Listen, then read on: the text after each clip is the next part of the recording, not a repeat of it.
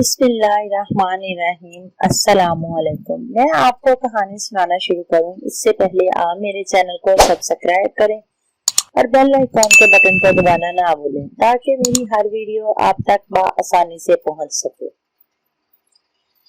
राबिया और शाजिया दो बहनें थी। उनका वालिद अरशद और बल्कीस। उनकी शादी को 10 साल हो चुके थे। अल्लाह ने उन्हें कोई औलाद ना दी। 10 साल बाद जब अल्लाह ने दिया तो 2 बेटियां दी। जुड़वा थी, लेकिन उनमें देखने में शक्लों और नक्शों नैन एक जैसे थे। लेकिन जब वो बड़ी हुई तो बिल्कुल एक जैसी ना थी, क्योंकि उनके रंग में बहुत फर्क था। एक का रंग इंतहा से ज्यादा काला और दूसरी का इंतहा से ज्यादा गोरा था। एक पतली भी थी और दूसरी मोटी हल्की थी। नादिया और राबिया दोनों ही बहनें एक दूसरी से बहुत अलग थी। एक धीमे मिजाज की और दूसरी बहुत ही सख्त मिजाज। जब उन्होंने मैट्रिक का इम्तिहान पास किया तो नादिया ने खूब अच्छे नंबरों में पास किया, लेकिन राबिया के कुछ खास नंबर ना थे। राबिया अपनी शौकी में रहती थी कि मैं बहुत ही हसीन और जमाल हूँ, लेकिन नादिया एक सुलझी हुई लड़की थी। अब वालदा और वालिद को उनकी शादी की फिक्र हो गई। वालदा और वालिद दोनों ही उनका रिश्ता ढूंढने लगे। जो भी रिश्ता आता राबिया को पसंद करके चला जाता। नादिया को कोई पसंद ना करता, क्योंकि उसका रंग काला था। आखिर राबिया का रिश्ता हो गया और राबिया अब ब्याह कर अपने घर चली गई। राबिया का शोहर स्कूल में टीचर था, अच्छी जॉब थी, सरकारी मुलाजिम था, काफी अच्छे पैसे कमा लेता।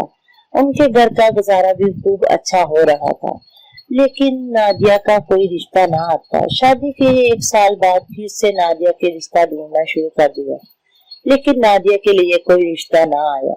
नादिया अब बहुत परेशान रहने लगी। उसकी बहन जब पहले भी शादी से उसे खूब चढ़ाती और शादी के बाद भी उसे चढ़ाती। जब आती तो कहती कि नादिया, तुम्हारा रिश्ता कहाँ होना है, तुम जो करो कि मेरे देखभाल किया करो, अम्मी अब्बू की पहले देखभाल कर लिया करो। अगर जब ये इंतकाल कर गए तो इनके बाद मैं तुम्हें अपने घर में ले जाऊंगी, तुम मेरी देखभाल कर लिया करना, मैं तुम्हें खाने पीने की एशिया में यस्सर कर दूंगी।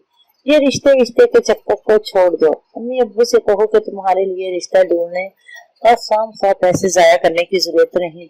1-2 दिन बाद 2-4 मेहमान इकट्ठे होकर आ जाते हैं और अम्मी अब्बू का खर्चा हो जाता है। प्लीज तुम ये ढूंढ खत्म कर दो।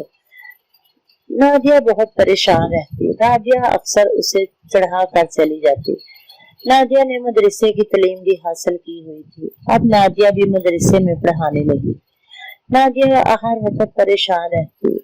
माँ ने कहा, बेटा तुम परेशान ना हुआ करो, दुआ किया करो कि अल्लाह तबारक तआला तुम्हारे लिए अच्छा रिश्ता दे।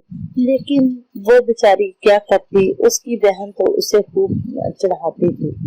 फिर एक दिन दोनों माँ बेटी अपनी बाजार में जा रही थी कि रास्ते में देखा एक एक्सीडेंट हुआ पड़ा था। एक लड़का था जो बाजार में पड़ा हुआ था। उसने अपनी माँ से कहा कि माँ बेचारा पड़ा हुआ है, प्लीज हम इसकी मदद कर दे।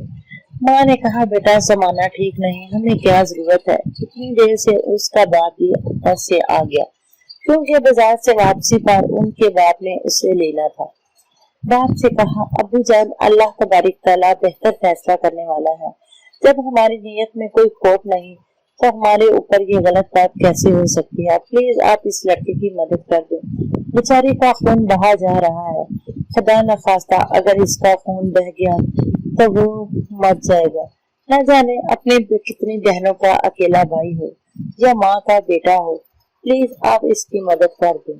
बाप ने कहा, बेटा मुझे कोई जरूरी काम है, आप यूं करो इसे ले जाओ, मैं तुम्हारी माँ को दवाई दिलाकर घर में छोड़ दूंगा। उसने एम्बुलेंस को फोन किया और नादिया उसे उठाकर हॉस्पिटल में ले गई। नादिया ने हॉस्पिटल में एडमिट करवा दिया, क्योंकि वो पढ़ी लिखी एक टीचर थी। अब वो मदरसे में पढ़ाती थी। बाप को भी उसका खूब एतमाद था। उसने उसे एडमिट करवाया और वापस अपने घर में आ गई। अगले दिन जब उसे होश आई तो उसने कहा कि मुझे यहाँ हॉस्पिटल में कौन लाया। कहने लगे, एक लड़की थी اس نے اپنا ایڈریس بتایا تھا اور وہ اسی نے تمہیں یہاں داخل کروایا تھا۔ اس نے کہا نام اس کا کیا تھا؟ کہنے لگے نہ تو ہاسپٹل میں اس کا کوئی نام درج ہے اور نہ کچھ۔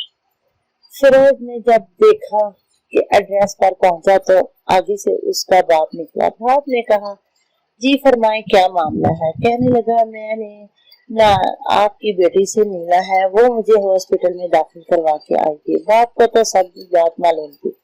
باپ نے اچھے طریقے سے اندر لایا۔ لڑکی نے کہا کہ میں مل نہیں سکتی کیونکہ آپ غیر محرم ہیں۔ میں غیر محرموں سے نہیں ملتی، میں مدرسے میں ٹیچر ہوں۔ جو فیروز کا بہت خوش ہوا۔ فیروز نے کہا کہ میں چاہتا ہوں میں ایک دفعہ ایک نظر اسے دیکھوں، یہ تو ہمارا دین بھی اجازت دیتا ہے، اس لیے میں تم سے شادی کرنا چاہتا ہوں جو میری جان کو ایک دفعہ بچا سکتی ہے تو اور میں اجنبی تھا، جب میں اس کا ہم سفر بن گیا تو یہ کس طرح میری خدمت کرے گی؟ باپ نے کہا بیٹا میری بیٹی خوبصورت نہیں ہے، اپنی بہن ماں کو لے آؤ۔ کہنے لگا بہنیں نہیں ہے، باپ نہیں ہے، ایک ماں ہے جو انگلینڈ میں رہتی ہے، اس لیے میں یہاں پاکستانی لڑکی سے شادی کرنے کے لیے آیا ہوں، میری آپ اس سے شادی کر دے۔ باپ نے اس کی پوچھ گچھ کی تو وہ سچ ہو رہا تھا۔ باپ نے اپنی بیٹی کی شادی کر دی اور وہ دیکھ کر اس لڑکے کے پاس چلی گئی۔ ماں کو فون کیا، ماں بہت زیادہ خوش ہوئی۔ ماں سے کہا کہ ماں میں صبح یا پرسوں تمہارے پاس آ جاؤں گا۔ فلیٹ سیٹ کروائی اور انگلینڈ دونوں میاں بیوی چلے گئے۔ ماں انگلینڈ کے رہنے والی تھی، اسے اس بات سے کوئی بھی فکر نہ تھا کہ اس کا رنگ کیسا ہے۔ وہ دیکھ کر خوب خوش ہوئی کہ میرے بہو ہے، میرا بیٹا اپنی پسند سے بیاہ کر لایا ہے۔ وہ دونوں اپنے الگ گھر میں رہنے لگے اور بہو ساس اپنے گھر میں الگ رہتی تھی کیونکہ وہ جانتی تھی کہ کوئی بھی لڑکی یہاں اپنی ساس کو سنبھالتی نہیں۔ چند دنوں کے بعد ماں کو فالج ہو گیا، بیٹا شہر سے باہر گیا ہوا تھا۔ وہ اپنی ساس کو لے کر ہاسپٹل میں گئی، ایڈمٹ کروایا، دوائی دلوائی۔ 3 دن کے بعد وہ ٹھیک ہو کر گھر میں آ گئی۔ اب آہستہ آہستہ 21 دن میں تک خوب خدمت کرنے کے بعد وہ بالکل چلنے پھرنے لگی۔ جب شوہر گھر میں آیا تو خوب خوش ہوا اور کہا ماں تمہیں کوئی اپنی بہو سے اعتراض تو نہیں؟ کہنے لگی نہیں بیٹا ہاں اعتراض ہے کہ اتنی فرما بردار بہو تم کہاں سے ڈھونڈ کر لائے ہو؟ یہاں انگلینڈ میں تو کیا پاکستان میں بھی ایسی بہو نہیں ملتی جو کسی کی ساس کی اتنی خدمت کرے؟ میں اس سے بہت زیادہ خوش ہوں۔ کہنے لگا ماں اسے تو کوئی پسند نہیں کرتا کیونکہ یہ سانولے رنگ کی ہے۔ ماں نے کہا بیٹا سانولے رنگ کا کیا فرق پڑتا ہے، انسان کی سیرت اور صورت اچھی ہونی چاہیے۔ تم نے بہت اچھا فیصلہ کیا جو نادیہ سے شادی کی۔ اب نادیہ کے سسرال میں تو اور کوئی تھا نہیں، ماں تھی، وہ اس سے اور بھی محبت کرنے لگی۔ پیسہ دولت خوب تھا، خوب کماتی کھاتی تھی، لیکن ادھر اس کا رابعہ کا شوہر ایک ماسٹر تھا، نہ تو وہ پریشان رہتی، کوئی خاص گھر کا خرچہ نہ چلتا تھا، لیکن نادیہ جب بھی آتی اسے رابعہ کو کوئی نہ کوئی چند روپے یا تحفے تحائف دی جاتی، لیکن کبھی بھی ایک بار بھی اس نے یہ نہ کہا کہ میرا شوہر اتنا پیسہ کماتا ہے، میرا نصیب دیکھو یا تم اپنا نصیب دیکھو، لیکن وہ کبھی بھی ایسی باتیں نہ کرتی۔ یہ ساری باتیں رابعہ ہی کی کو سوٹ کرتی تھی کیونکہ وہ یہی باتیں کرتی کرتی اس نوبت کو آئی تھی۔ ضروری نہیں جس کا رنگ کالا ہو اس کا نصیب اچھا نہیں اور جس کا رنگ گورا ہو اس کا نصیب اچھا ہو۔ نصیب اللہ تبارک تعالیٰ بناتا ہے، آپ کسی کو بھی اس کے رنگ یا کسی کمزوری کی وجہ سے مت چڑھایا کریں، ان کی دیکھ بھال کیا کریں، ان کا اچھا برتاؤ سے پیش آیا کریں تاکہ اگر برا وقت آ جائے تو آپ کو اس کے آگے سر نہ جھکانا پڑے۔ اب رابعہ سر جھکائے سی رہتی ہے اور اپنی بہن سے محبت بھی کرنے لگی ہے۔ میری کہانی سننے کا شکریہ، ملیں گے نئی کہانی میں نئے سبق کے ساتھ۔ اللہ حافظ۔